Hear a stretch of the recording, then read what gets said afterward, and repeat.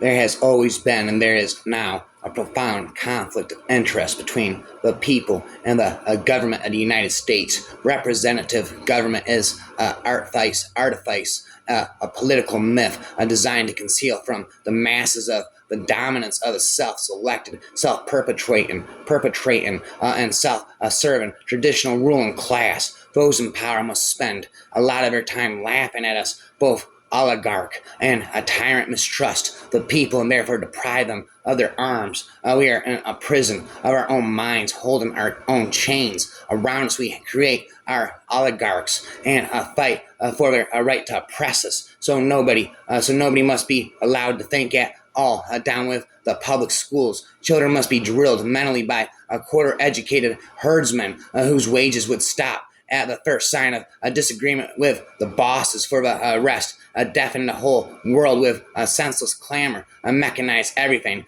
give nobody a chance to think, standardize amusement, the louder and more cacophonous better brief intervals between the din and the next can be filled with appeals repeated till hypnotic power gives them the force of orders to buy this or that product of the businessman who are of a real power in this state, men who betray their country as obvious routine. The history of the past 30 years is eloquent enough, one would think, about these sodden imbeciles and never realizes that a living organism must adapt itself intelligently to its environment, or go under at the first. A change of circumstance to proclaim America first was to deny any need to fight fascism, either at home or abroad, when American Nazis and what with white supremacists marched in Charlottesville on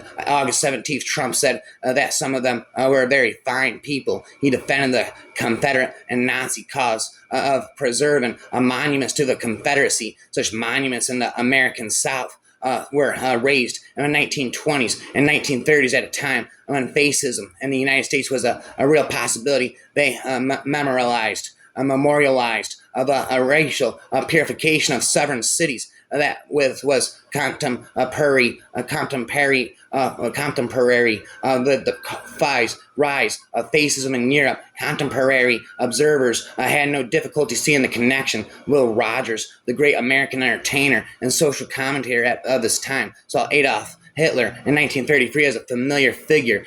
Papers all state that Hitler is trying to copy Mussolini. Looks to me as the KKK he's copying. The great American social thinker and historian W.E.B. Du Bois could see how the temptations of fascism worked together with American myths of the past. He rightly feared that American whites would prefer a story about an enmity with blacks to a reform and state that would improve prospects for all Americans. Whites distracted by racism could become, as he wrote in 1935, the instrument by which democracy in the nation was done to a death. A race provincialism defied, and the world delivered to plutocracy, what we call oligarchy.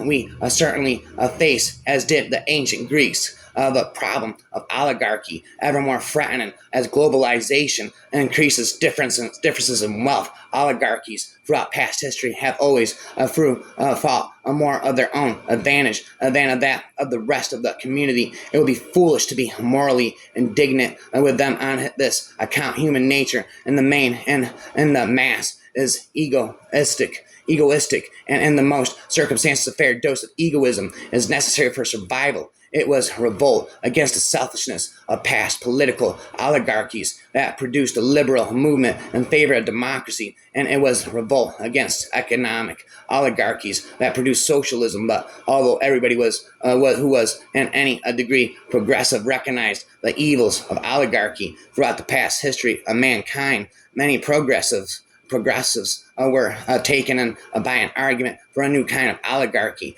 We, the progressives, runs the argument are the wise and the good. We know that what reforms the world needs. If we have power, we shall create a paradise. And so narcissistically hypnotized by contemplation of their own wisdom and goodness, they proceeded to create a new tyranny more drastic than any previously known. You call me Antichrist. You call me anarchist. You who have destroyed the government of the people. We lay blame and fault on the government because we can't control the capitalists until the capitalists become the government. And then it is too late. Span away goes today demo, and democracy means nothing, as demo can mean people, public, or state. The continued democracy is just a system of power and oppression. All power becomes oligarchy or oligarchy. Charles wanted a republic, not a democracy. He wanted a system that guarantees voting and communal servitude before the state and people where there was no power but social contract. But he wanted power compared to strength. At the end of the century, fascism leaves no lasting mark on thousand-year-old civilization. It's only the adolescent countries like the U.S. that get wiped out of existence. I want to hope, because I want to live in a country where people are fed and not bankrupted by illness, and not to focused on fighting over personal dogmatic beliefs to do any real good for this world, for their fellow brothers and sisters. But those powers that be are so good at stirring up rage and putting divisive blinders around our eyes. They lead us all off a bloody cliff. You do not have to think very hard to figure out what happens to a democratic society, or more accurately, a democratic republic, when long-standing interpretations of the rules of law are mangled to reflect the personal desires of a handful of extremely wealthy people. You said that today. In order to get rid of a world of Jews and gypsies and all the lesser races, it takes political will and ingenuity, and above all, superior military might. But someday you said, all it will take will be money someday. Money will choose the leaders and write laws. Money will protect those who work outside the law and hide the true power brokers. Money will allow all that we were never able to accomplish to finally come to pass. Fascism is always about controlling the narrative of the public. Any bad incident or a bad decision is never their fault. It is always someone else's fault. It is the opposition of fault. It is foreign powers' fault, or it is the minority population's fault. As long as they control the narrative, they control the power. It was morbidly fascinating to hear rich people discuss what to do with the rest of us. Democracy becomes de facto oligarchy, and not because of the rich, but because of the poor. They allow their votes to be bought and purchased entertainment products, which creates a new class of merciless rich from the ranks of the most vicious of the poor. These are not aristocrats. They're the opposite. There's nothing more cataclysmic than a sea of unarmed citizens out for justice. Even the richest oligarchic leeches armed with billions of robots, tanks, and satellites would crumble like twigs. Born to privilege, most tech giants are tech trash, loaded with more nuts than the Enigma machine in the salacious pursuit of the Silicon dream. These mutters are the anti-theists of Tesla and Turing.